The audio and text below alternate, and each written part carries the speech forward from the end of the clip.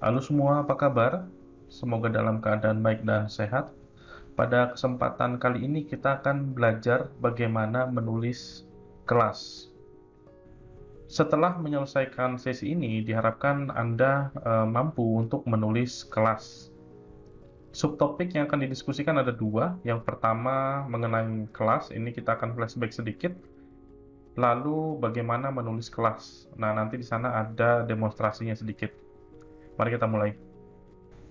Kita masuk ke subtopik yang pertama mengenai kelas. Nah, ini sebenarnya definisinya sudah kita bicarakan pada sesi yang sebelumnya, jadi silakan Anda refer ke sana. Tapi saya akan mengulangi sedikit bahwa kelas itu pada dasarnya adalah template atau blueprint yang nanti mencerminkan, ya. Jadi desainnya ini mencerminkan atau template-nya ini mencerminkan nanti bendanya seperti apa atau mencerminkan objeknya seperti apa. Ya, jadi eh, Anda bisa bayangkan seperti seorang arsitek, yaitu kan punya sketch ya, menghasilkan sebuah sketch, misalnya rumah atau jembatan atau ya macam-macam ya, itu hanya sketch, itu bukan jembatannya, itu bukan rumahnya, ya atau bukan rumah dalam bentuk fisik ya, itu hanya gambar saja yang mendeskripsikan dengan rinci seperti apa rumahnya nanti, gitu ya. Atau Anda bisa pandang juga rumah itu adalah objeknya, gitu ya. Sementara sketch ini adalah kelasnya. Sebuah sketch bisa digunakan beberapa kali untuk mengembangkan lebih dari satu rumah. Nah, seperti itu juga dengan kue, ya. Contohnya cookies, ya. Cookies itu kan ada cetakannya, cetakan cookies atau cookie cutter ya. Kan ada ya. Jadi kita bikin adonan dulu gitu ya. Kita lepesin, kemudian kita bentuk-bentuk dengan menggunakan apa itu kayak apa ya? Pemotong-pemotong itu loh. Jadi berbentuk misalnya bintang, berbentuk kotak, berbentuk bulat, berbentuk mungkin beruang, teddy bear dan lain sebagainya. Itu contoh relasi antara kelas dengan objek. Jadi cookie cutter itu sebagai kelasnya karena dia akan mendeskripsikan si cookies yang akan dihasilkan, gitu ya. Meskipun nanti cookies itu masih akan melalui proses-proses yang lain ya, misalnya harus dipanggang dulu dan lain sebagainya. Tapi pada intinya ketika adonan itu sudah dibentuk dengan menggunakan cookie cutter, itu cookie-nya udah terbentuk sebenarnya. Ya, jadi cookie itu adalah objeknya, sementara cookie cutter itu adalah eh, apa namanya kelasnya ya. Nah, kemudian pada saat kita mengkonstruksi sebuah objek atau merealisasikan sebuah kelas menjadi objek, itu disebut dengan proses instansiasi. Ya, jadi ingat bahwa proses pembentukan objek itu disebut dengan instansiasi. Ingat juga bahwa objek dan instance itu adalah dua benda yang maknanya sama. Jadi instansiasi adalah proses penciptaan instance dari kelas, boleh juga, atau proses penciptaan objek dari sebuah kelas, boleh juga, sama itu ya. Nah, proses creation-nya itu disebut dengan instantiation atau instansiasi gitu ya. Nah, kemudian biasanya menggunakan keyword new ya, meskipun ini ada yang kadang-kadang implisit ya, misalnya kayak kita create object string misalnya, itu kan nggak perlu pakai new, bisa juga ya, itu contoh. Sebenarnya ada beberapa principles pada OO yang perlu kita apa ya, kita implementasikan. Cuman khusus untuk pengembangan kelas, itu sebenarnya key principle yang paling utama adalah enkapsulasi. Atau di mana data atau atribut gitu ya, itu dikorelasikan atau diikat bersama-sama dengan eh, metode atau fungsionalitas yang berkaitan dengan si properti tersebut atau pada data tersebut ya, nanti kita bungkus dalam bentuk kelas. Dan data yang dimiliki oleh sebuah kelas atau nanti ujung-ujungnya adalah menjadi sebuah objek, itu harus bisa dilindungi dari dunia luar. Nah, itulah enkapsulasi. Jadi dunia luar atau objek lain itu tidak boleh bisa mengakses nilai dari suatu objek secara langsung, yaitu tidak baik. Meskipun ada saja desain yang memang ditujukan seperti itu, ya, tapi in general sense itu tidak baik, ya. Kemudian eh, aspek yang kedua ada atau prinsipal yang kedua adalah inheritance. Sebenarnya ini tidak terlalu berelasi untuk saat ini, atau konteks kita saat ini belum terlalu berelasi, tapi Anda perlu ingat bahwa suatu kelas itu bisa merupakan ekstensi atau hasil eh, pengayaan, ya, pengayaan dari kelas lain yang sudah eksis sebelumnya. Nah, konsep inheritance ini sebenarnya secara sadar atau tidak sadar kita sudah melakukannya. Karena setiap objek yang setiap kelas, ya, setiap kelas yang Anda tulis itu secara langsung atau tidak adalah turunan dari kelas objek. Jadi di Java itu ada kelas yang namanya objek, ya. Nama kelasnya objek, bukan bukan apa ya, bukan objeknya objek, bukan gitu, tapi nama kelasnya saja sudah objek, gitu ya. Jadi secara tidak langsung kita sudah meng-create kelas yang merupakan ekstensi dari objek, ya. Artinya ketika kita mengextend atau memperkaya sebuah kelas, sebenarnya kelas kita itu menambah, ya, namanya juga mengaya, ya, membuat lebih kaya, gitu kan. Jadi perlu diingat bahwa semua kelas itu pasti turunan dari kelas objek, baik secara langsung maupun secara tidak langsung, gitu ya. Nah, kemudian yang ketiga adalah polymorphism. Jadi sebenarnya ini juga tidak terlalu berrelasi dengan kita untuk konteks saat ini, ya. Di masa mendatang tentu kita akan membicarakan mengenai bentuk-bentuk polymorphism. Sebenarnya nanti di contoh ada bentuk polymorphism, cuman itu tidak menjadi bagian yang kita emphasize saat ini, gitu ya. Meskipun nanti di contoh ada. Oke, kita teruskan lagi. Lanjut ke bagian kedua, menulis kelas. Kita masuk mulai dari struktur dari kelas, ya. Perlu diingat bahwa sebuah kelas itu punya sebenarnya beberapa bagian, ya. Ya, tentu yang pertama adalah struktur dari kelasnya itu sendiri. Jadi mendefinisikan si kelas itu menggunakan keyword kelas dan lain sebagainya, gitu ya. Kemudian ada nama yang unik, kemudian sebuah kelas itu boleh punya atribut, atributnya dua macam, ada kelas atribut, ada instance attributes. Ingat pembedanya adalah keyword static, ya. Jadi kalau static itu berarti kelas sifatnya kelas level, gitu ya, bukan instance level. Kemudian ada operations atau method sebenarnya. Jadi metode-metode ini yang akan melakukan manipulasi atau akses terhadap atribut-atribut yang ada di dalam kelas ini. Kemudian biasanya struktur sebuah kelas itu direpresentasikan dalam bentuk kelas diagram. Ini contoh kelas diagram. Ini sebenarnya hanya untuk menunjukkan saja, ya. Nanti akan ada kelas diagram yang study case kita yang akan kita coba nanti. Tapi di sini hanya menunjukkan struktur dari kelas diagram, ya. Kelas diagram itu sebuah kelas itu nanti disimbolkan dengan sebuah square, gitu ya.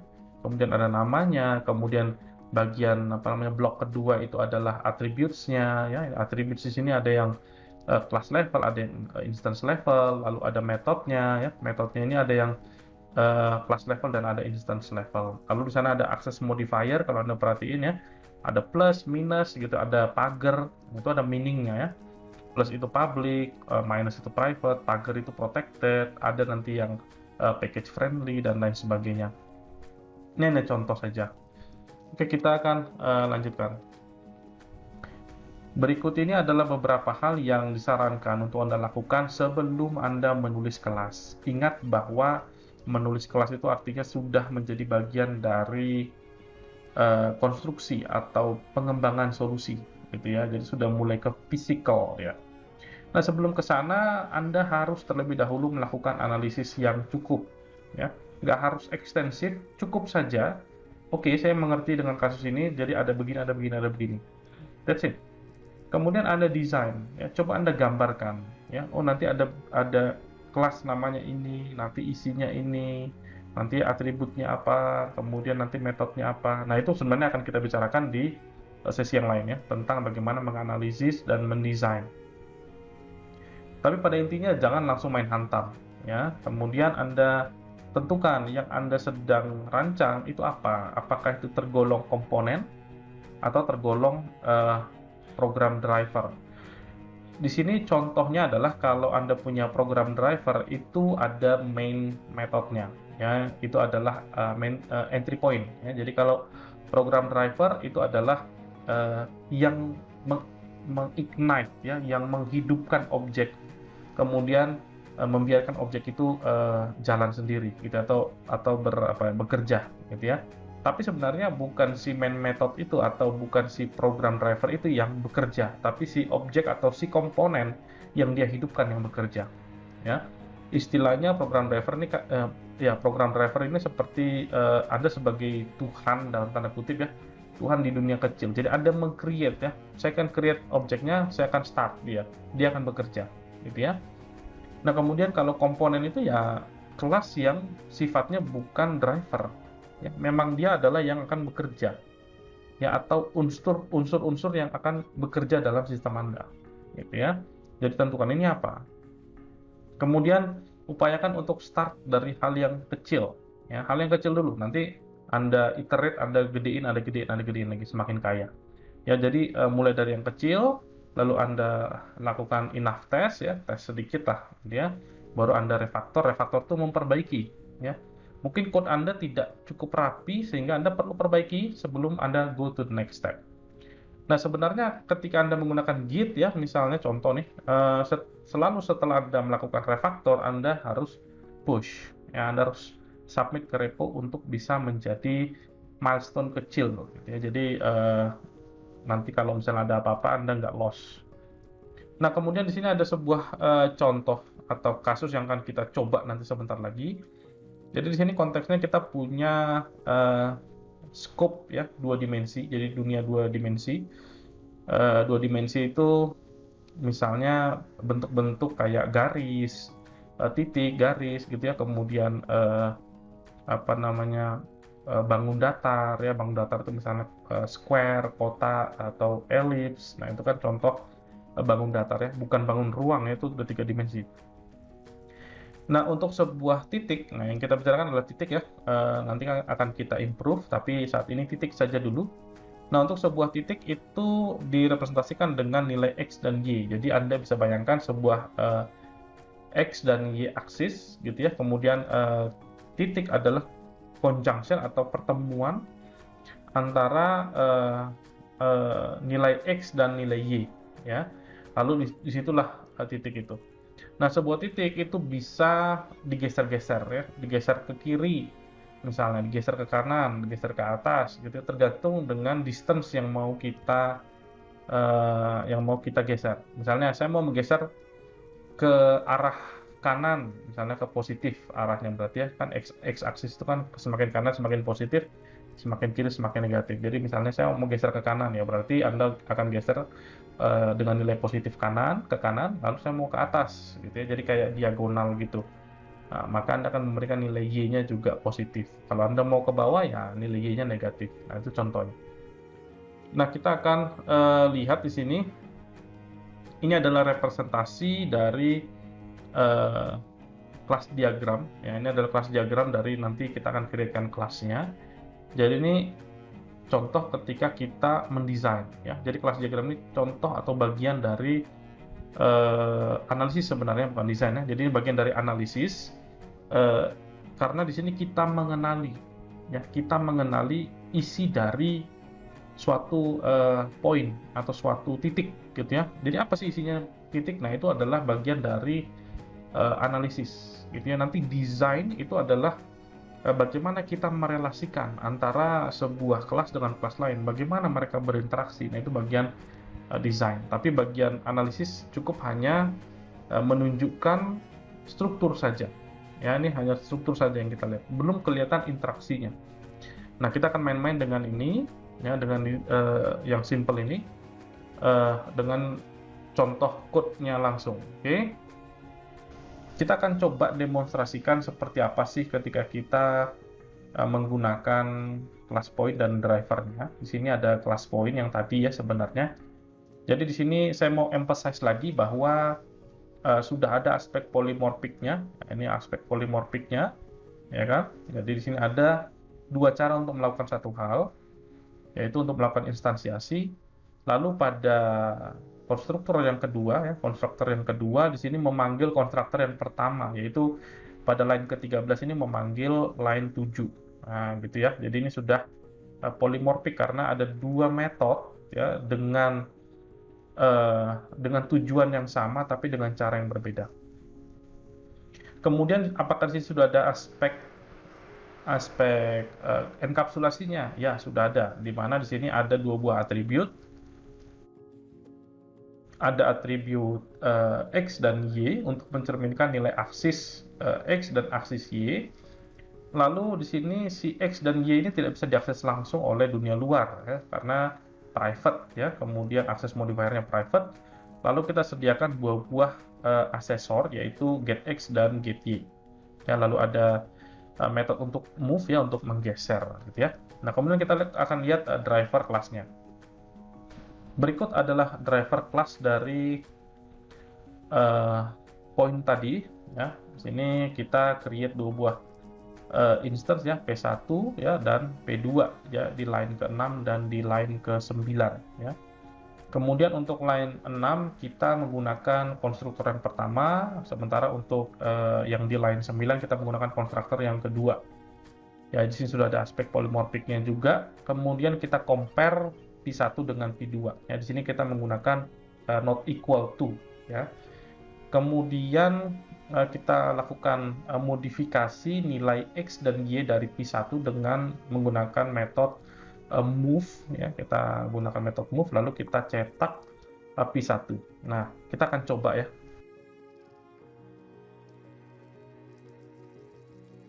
Nah, output dari eksekusi si driver ini adalah sebagai berikut ya. Jadi ada yang aneh di situ sebenarnya, sulit dipahami ya, bukan aneh sebenarnya, sulit dipahami. Di sana ada full name dari si kelas ya, kemudian ada apa itu angka aneh-aneh. Sebenarnya itu adalah angka heksadesimal ya, angka heksadesimal dari hash code. Jadi setiap objek itu punya hash code. Kemudian ini di-convert dalam bentuk heksadesimal ya. Kalau hash code itu dalam bentuk desimal ya, angka numerik ya, integer gitu. Kemudian untuk heksadesimal ya tentu di-convert ya. Nah, tampilannya seperti ini. Jadi setiap objek itu pasti unik ya. Hash code-nya itu pasti unik. Nah, di sini yang mau saya tekankan adalah ketika si P1 dan P2 itu di compare, ternyata mereka tidak sama. Padahal kalau kita perhatikan bahwa konstruktor yang kedua itu memanggil konstruktor yang pertama dengan nilai default X dan Y-nya 0 dan 0. Harusnya kan mereka sama dong, berarti P1 dengan P2. Tidak. Karena pada saat kita meng-compare dengan cara seperti ini, maka yang kita compare adalah objeknya, bukan nilai pada objek tersebut atau tidak state pada objek tersebut. Untuk melakukan perbandingan nilai dari objek, kita harus mendefinisikan sebuah metode turunan dari kelas objek. Ya. Metode tersebut namanya adalah equals. Jadi akan memeriksa kesamaan atau kesetaraan nilai. Ya. Nah, kita akan terlebih dahulu modifikasi kelas point dengan menambahkan metode equals gitu ya. Nah, kemudian apakah bisa kita modifikasi tampilan dari atau ketika kita ngeprint sebuah objek? Nah, sini kan tampilannya sangat tidak bisa kita pahami ya. Di sini cuma ngasih tahu hash code dalam bentuk heksadesimal, which is buat kita itu agak kurang intuitif. Nah, kita akan ubah